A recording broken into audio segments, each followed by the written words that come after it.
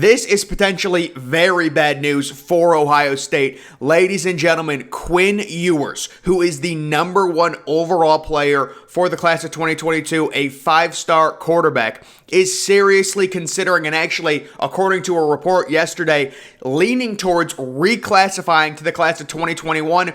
There are so many moving parts with this story when it comes to Ohio State's quarterback recruiting. What does this do to the QB room? There are now going to be, if Quinn Ewers reclassifies to 2021, 4 Ohio State quarterbacks that have freshman eligibility. What a nightmare. Ryan Day cannot be happy about this. First off, I want to say, why is Quinn Ewers doing this? It's quite simple. Name, image, likeness. And that name, image likeness thing where kids are getting money now for their name, image, and likeness, which I agree with. It is really hurting Ohio State in this case. Now, Quinn Ewers apparently cannot earn money in Texas, because he's a high schooler, so he wants to come to Ohio State a year early as a five-star quarterback. He would obviously earn significant money off of his name, image, and likeness, as a five-star quarterback, potentially starting at Ohio State.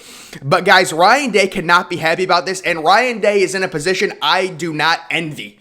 Because Ryan Day, if you tell Quinn Ewers, I'm guessing, what I hope happens personally as an Ohio State fan, Quinn Ewers stays in the 2022 class, and for a number of reasons I hope that. Number one, I'm a huge C.J. Stroud fan. And the original dream with these 3 back-to-back-to-back quarterbacks, because normally teams don't do this where they sign 3 basically back-to-back-to-back 5-stars. You see teams like Oklahoma, you see teams like Clemson skip years in between landing elite quarterbacks.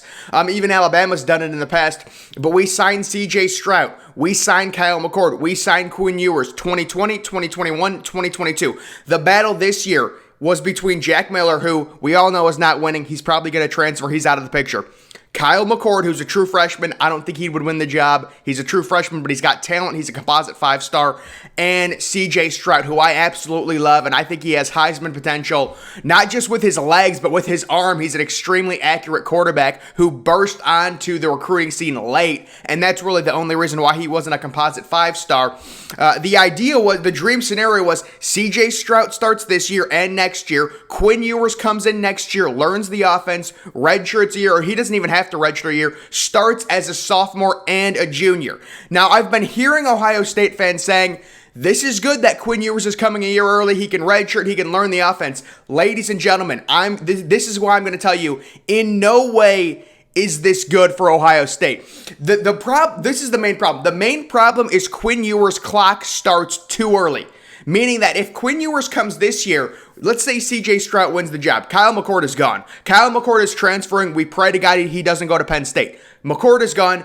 Ewers, his clock has already started, meaning if Stroud starts this year and next year, Ewers starts the year after, he would be a junior by that point, or a redshirt sophomore, meaning he would already have 3 years of eligibility in college, meaning that he would be a one and done at Ohio State if C.J. Stroud starts this year and next year, which was originally going to be the plan. If C.J. Stroud had won the starting job, he starts this year, he starts next year, he leaves for the NFL, and then you have Ewers for 2 years. The idea is you want quarterbacks for 2 years. You want continuity. You don't want to be in a situation where C.J. Stroud starts for 2 years, Quinn Ewers starts for 1 year, so you're breaking in a new quarterback there, and then you're breaking in another new quarterback in the 2023. And not only does this not affect, that situation where Ewers would only have 1 year where he starts, this affects our whole recruiting. We couldn't even get an elite 2023 quarterback to look at us because we had back-to-back-to-back elite guys with Stroud in the class of 2020, with McCord in the class of 2021, and with Ewers in the class of 2022. Now with Ewers transferring to 2021, do we reach for a quarterback in 2022? Now, since we have no quarterbacks, you're probably going to have to. You're probably going to have to, because Jack Miller is gone. The loser of the Stroud-McCord battle is gone. And then it comes down to this weird dynamic where, the thing with Stroud is he starts for 2 years. You're only going to get 1 year where Ewers is starting. Ewers is a guaranteed 3 and done at the college level. Book it, guaranteed. He is a Trevor Lawrence type prospect to where he will be very likely the number 1, if not a top 5 overall pick in the NFL draft. He's tall, he's lengthy, he's everything they look for in a quarterback, just like Trevor Lawrence was. And that's the main issue. So I'm seeing Ohio State fans say, no, it's good. He's learning the offense. Guys, the problem is his clock is starting too early. If he stays in the 2022 class, we could have Stroud for 2 years. We could have Ewers for 2 years. With Ewers coming this year, we could have Stroud for 2 years and then Ewers for 1 year. Or maybe Stroud starts this year and Ewers takes over. Or maybe Ewers starts next year. That means Stroud really wasn't that good. These situations are not positive. They're not favorable for Ohio State. And if you're Ryan Day, what do you tell the kid? Quinn Ewers is a kid who was committed to Texas, decommitted due to the whole Tom Herman mess, commits to Ohio State before Steve Sarkisian becomes the coach at Texas.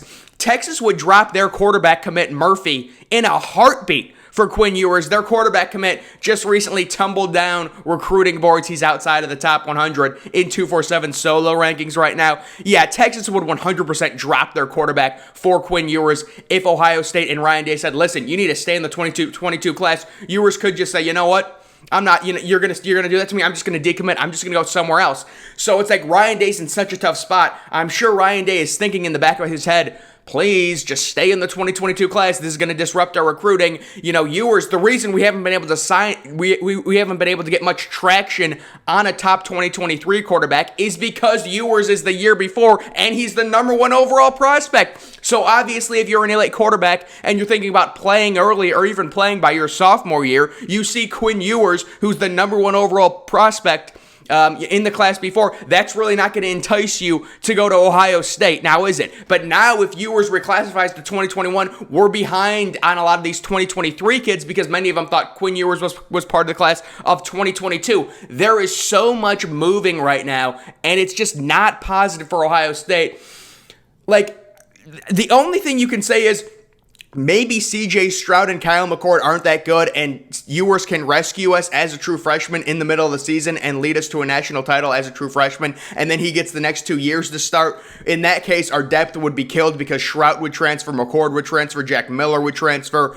But that's like the only case where this would be a good thing, is if it, and that's why it's so hard to like root for this, because the only way this is a good thing is if Stroud and McCord aren't that good, and we want Stroud and McCord to be really good. Like I believe in CJ Stroud so much.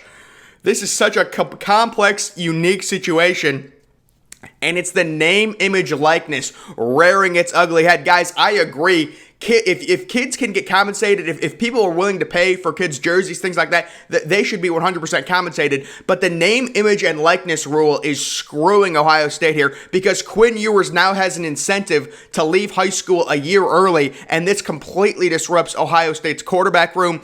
There's no way to swing it to where having 4 quarterbacks, 3 of them extremely elite quarterbacks on freshman eligibility on your roster. That is an absolute disaster. And it's really nothing Ryan Day could do. We thought we were going to thread the needle. We thought it was going to be Stroud for the next 2 years, and then McCord versus Ewers. Loser transfers out, winner starts. But now with Ewers coming in 2021, you have the 2 2020 quarterbacks with Jack Miller and CJ Stroud and 2 2021 5-star quarterbacks in the same class. If Ewers reclassifies to 2021, what an absolute mess. And it's funny, I saw somewhere they were like, oh, Alabama would still have the top class in 2021, even with Ewers. Let me just say this right here, right now. I will bet any Alabama fan any amount of money that Ohio State's 2021 class, with or without Quinn Ewers, will produce more first-round picks than Alabama's so-called greatest of all-time 2021 class. Guys, if you don't really know the story with the whole 2021 class, Alabama recruits got a bunch of bumps. It's called Bama bumps, where they just inflate their ranking completely. Ohio State with Trey Henderson, Donovan Jackson, JTT, Jack Sawyer, oh my God, Emeka Buka. Good Lord. Our class is so much better than Alabama's. They got the Bama bumps. All their players, you commit to Alabama, you move up 100 spots. That's what happened. And now if we add Ewers, they're saying it's still not good enough to be better than Alabama's class. I'll bet, hey, any Alabama fan, Ohio State's class of 2021 will produce more first-round picks than Alabama's so-called greatest of all time class of 2021. I'll bet any amount. Oh, I'm so confident. It's not even close. The comparison's not even close. They got Bama bumps. Congratulations. But guys, this situation with Quinn Ewers, I'm struggling to see how this is a positive for Ohio State. The only way I can see this as a positive is if Shroud and McCord aren't that good and Ewers midseason saves the day. Quinn Ewers is certainly, even if he reclassifies to 2021 within the coming weeks, he certainly isn't ready to start week 1 at Minnesota. We understand that. Just, it would be 4 weeks with the playbook. It just wouldn't happen. So it would be, if Ewers is going to start a game this year, it would have to be sometime down the line. And again, like, the best case scenario with this whole situation is Shroud and McCord aren't good, and we don't want that. We want Shroud and McCord to be really good. I think CJ Stroud's going to be really good, but it's like, if CJ Stroud's really good, he's going to start the next 2 years. Ewers only starts 1 year. You don't want to have back-to-back years of breaking in a new quarterback. We had the exact same situation with Urban not wanting to bench JT Barrett, so we only got 1 year of Haskins, and then we had to break in another new quarterback in Justin Fields the year after. You don't want to have back-to-back years where you're breaking in new quarterbacks. You want quarterback continuity, like Oklahoma normally has. Like Alabama has. They're starting Bryce Young. He's going to be there for the next 2 years. Same thing with Clemson, with DJ Uiagalelei. He's going to be there the next 2 years. You want that quarterback continuity, and Ohio State's not going to get it if CJ Stroud starts the next 2 years. Ewers is a one and done. So Ewers will only spend 3 years in college. I guarantee that.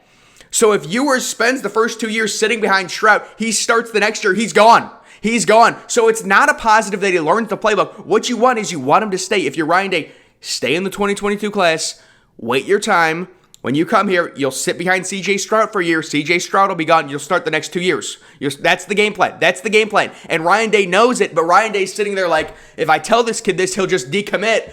It's like, whatever. I mean, it's just such a tough situation. This is such a tough situation for Ohio State. We'll see how it ends up playing out, ladies and gentlemen, here. Ewers has not made an official decision, but for Ohio State, him reclassifying to 2021 would create so many question marks, and that's not even talking about the 2022, 2023 recruiting a quarterback in those classes, which would likely have to happen, because if Ewers reclassifies to 2021, Ohio State, 2 out of the 4 are guaranteed to transfer. Jack Miller's already transferring, and then either CJ Stroud, Ewers, or McCord will be transferring, probably one of Stroud or McCord.